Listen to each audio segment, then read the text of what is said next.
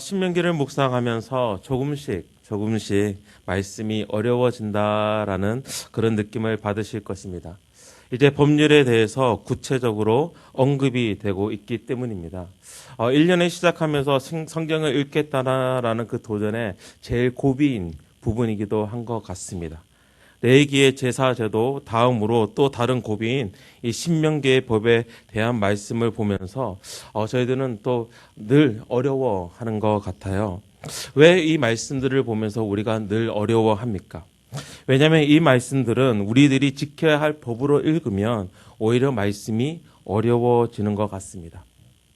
법들이 구체적으로 무엇을 해라라고 우리에게 당연히 지켜야 할 규례이지만 우리는 그 법들을 다 지켜 행하기에는 너무나 연약한 자들이기 때문입니다.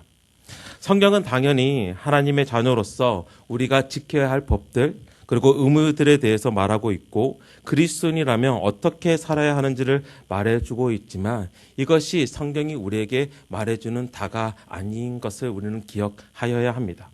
성경이 우리에게 말하려고 하는 것은 더 큰 것이 있습니다. 성경은 하나님의 말씀이며 동시에 하나님의 계시입니다.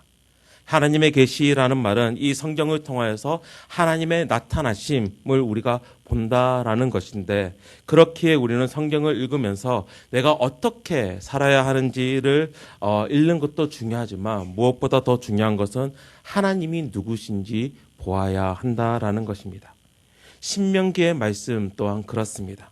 신명기에서는 계속해서 그 백성들이 하나님의 공동체로서 하나님의 자녀로서 하나님의 백성으로서 이제 새로운 땅에 허락하신 땅에 들어가서 지켜야 할 규례에 대한 그 법들에 대한 그 말씀들이 계속해서 보여주면서 그들이 어떻게 살아야 하는지 결국은 우리가 어떻게 살아야 하는지를 말해주지만 동시에 더 중요한 사실을 우리에게 말해주고 있는데 이 율법들을 통해서 이 법들을 통해서 하나님이 누구신지 우리에게 말하고 있는 것입니다.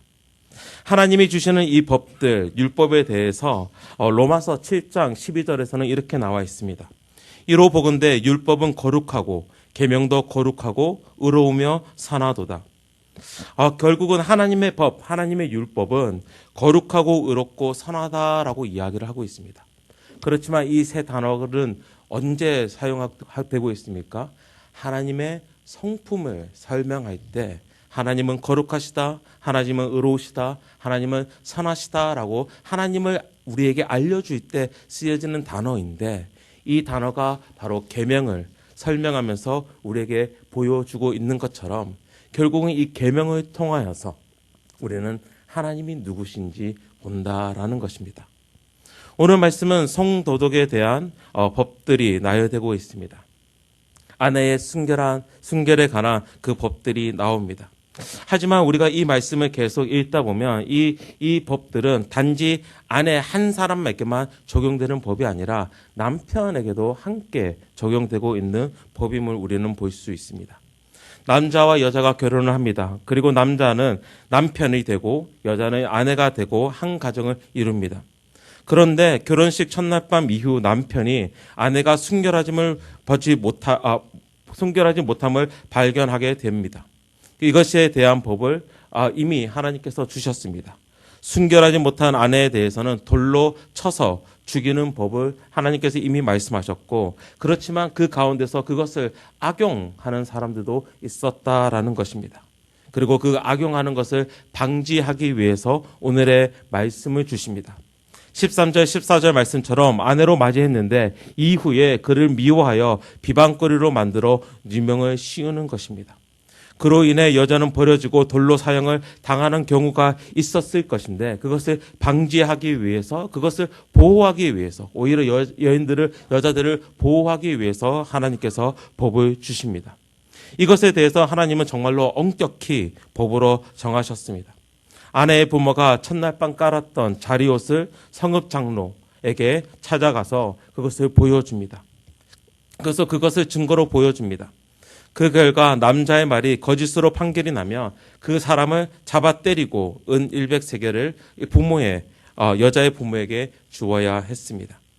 그리고 남자는 평생 여자를 버릴 수 없는 그런 이제 그 여자는 아내가 되는 것입니다. 우리는 이런 질문을 던질 수 있습니다. 우리는 사랑에 대해서, 우리의 배우자에 대해서 우리는 마음이 변하지 않는가라는 질문입니다.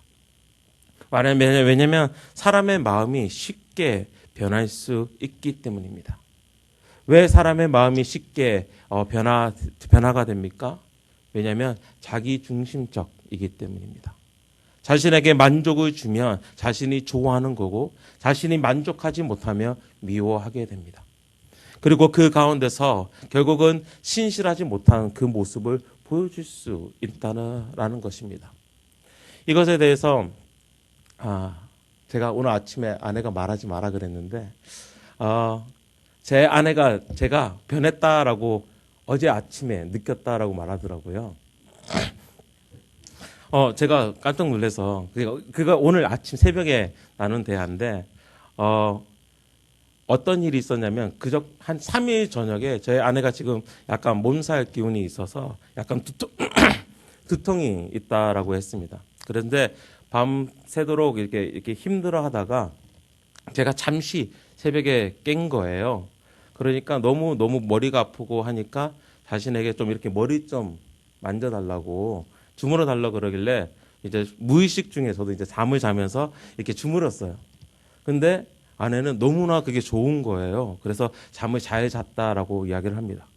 그리고 그 다음날 또 당연히 몸이 아프겠죠. 그래서 그 다음날 제가 새벽 그 차량임에도 불구하고 저에게 좀 이렇게 약간 저를 괴롭히면서 좀 잤습니다. 그러니까 붙어서 잔 거죠. 몸에 추운기가 있으니까. 근데 저는 약간 못된 성격이라서 제가 이렇게 잠을 자다가 조금만 건드려도 저는 잠을 깨요. 그래서 그날 밤은 거의 자지 못했습니다.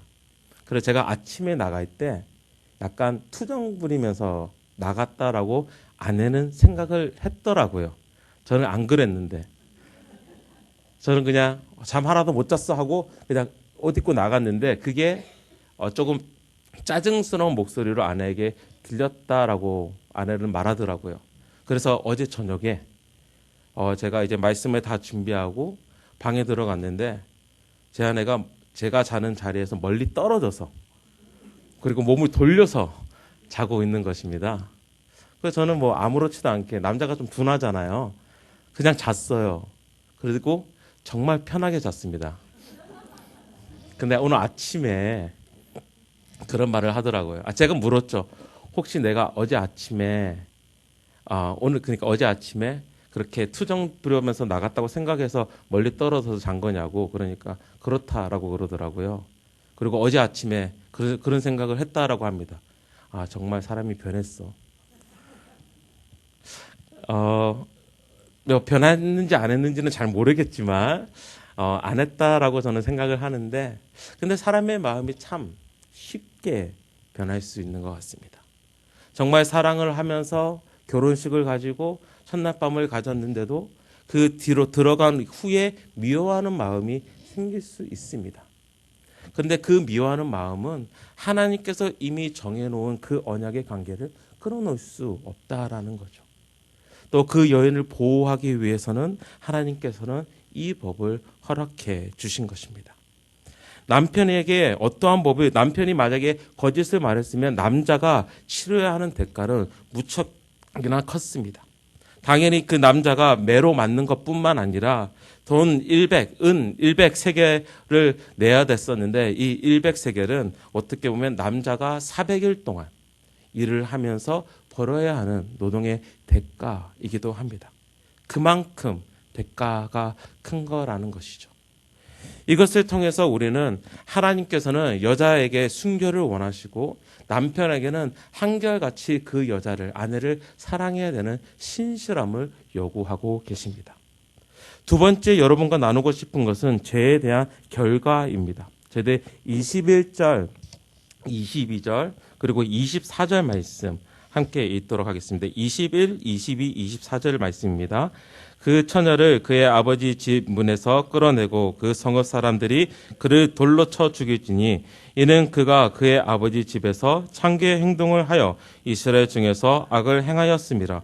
너는 이와 같이 하여 너희 가운데서 악을 제할지니라. 22절입니다. 어떤 남자가 유부녀와 동침하는 것이 드러나거든 그 동침한 남자와 그 여자를 둘 다 죽여 이스라엘 중에 악을 제할지니라. 24절입니다. 너희는 그들을 둘 다 성읍 문에서 끌어내고 그들을 돌로 쳐 죽일 것이니 그 처녀는 성 안에 있으면서도 소리 지르지 아니하였으며 그 남자는 그 이웃의 아내를 욕보였음이라. 너는 이같이 하여 너희 가운데서 악을 제하할지니라. 무엇을 이야기하고 있냐면 하나님께서 공동체 안에서 일어난 제약에 대해서 그 대가를 죽음으로 이야기하고 계십니다.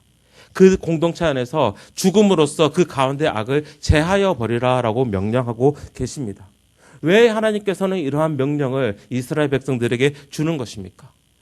계속해서 저희들이 신명기 말씀을 통해서 계속 반복되는 이 문장이 너희들은 그 안에서 악을 제하여 버릴 것이다 라고 계속 말씀하시는 이유가 무엇입니까?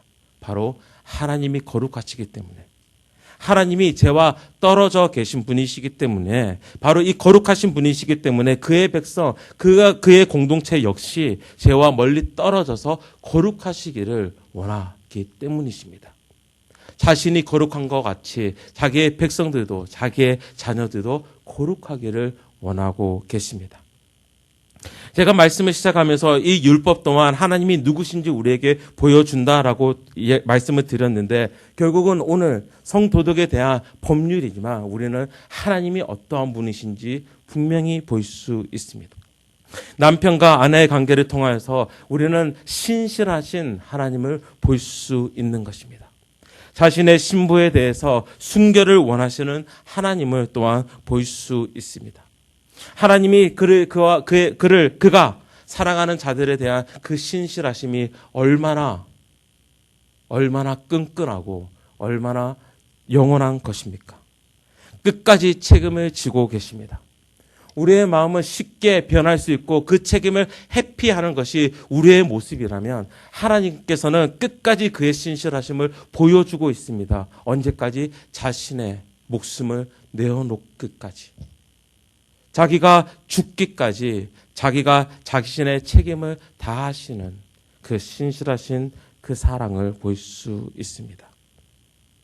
그리고 자신의 신부는 우리가 더럽혀졌어도 우리를 깨끗게 하기 위해서 당연히 죽임을 당하고 당연히 우리는 돌로 쳐 맞아 죽어야 할 자임에도 불구하고, 그런 존재임에도 불구하고 오히려 자신의 신실하심이 더 크므로써 우리를 사랑하여 주시고 우리를 돌이키시는 그 신실하심을 볼 수 있습니다. 또한 오늘 말씀 가운데서 어떤 하나님을 볼 수 있습니까? 우리가 좀 더 생각을 하면 하나님께서는 사회적인 약한 자를 늘 돌아보고 계신 하나님임을 우리는 알 수 있습니다. 공동체 안에서 공의를 이루는 가운데서 약한 자를 돌보고 계신다라는 것입니다. 그때 여인들은 아무 말도 하지 못하는 자들이었습니다. 여인들이 장로에게 직접 가서 그것이 아닙니다라고 이야기할 수 없을 만큼, 그녀의 부모가 가서 그 증거를 보여줄 만큼 여자는 그 사회 가운데서 약자였습니다. 그렇지만 하나님께서는 그 약자를 보호하시기 위해서 오늘의 법을 주심을 보면서 하나님께서는 오늘 우리의 삶 가운데서도 사회적인 약자를 돌아보고 계신다라는 것입니다. 하나님의 공동체를 통하여서. 또한 오늘 말씀 가운데서 우리는 어떠한 하나님을 만납니까? 거룩하신 하나님을 만납니다. 이스라엘 백성들 가운데 놓여져 있던 그 악을 제하여 버리는 그 법을 통하여서 하나님과 그 죄는 절대 섞일 수 없는 분이심을 보며, 또한 우리가 그 죄의 대가를 죽음으로 다스리시는 행하시는 그 하나님을 보면서 죽음을 죄를 얼마나 싫어하시는지 우리에게 보여줍니다. 그리고 마지막으로 하나님께서는 그 악을 제하기 위해서 이때 법으로는 죽음을 이야기하지만 자기 자신이 죽으심으로 통하여서 깨끗게 하시는 하나님을 우리는 또한 만날 수 있는 것입니다.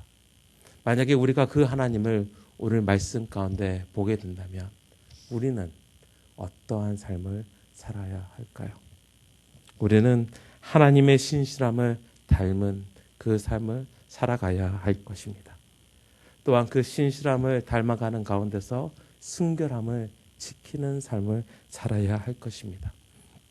또한 사회적으로 약자, 소외된 자를 당연히 돌아보는 오늘 하루가 되어야 할 것입니다. 마지막으로는 주님의 그 거룩하심을 닮아서 내 삶 안에서 그 거룩함을 이루며 나아가는 것이 오늘 우리가 살아가야 하는 그 방법입니다. 이 하나님을 우리가 만남으로써 우리 또한 그 하나님을 닮은 자녀로서 그 삶을 살아가시기를 주님의 이름으로 축원합니다. 함께 기도하시겠습니다. 하나님 아버지, 오늘 말씀을 통하여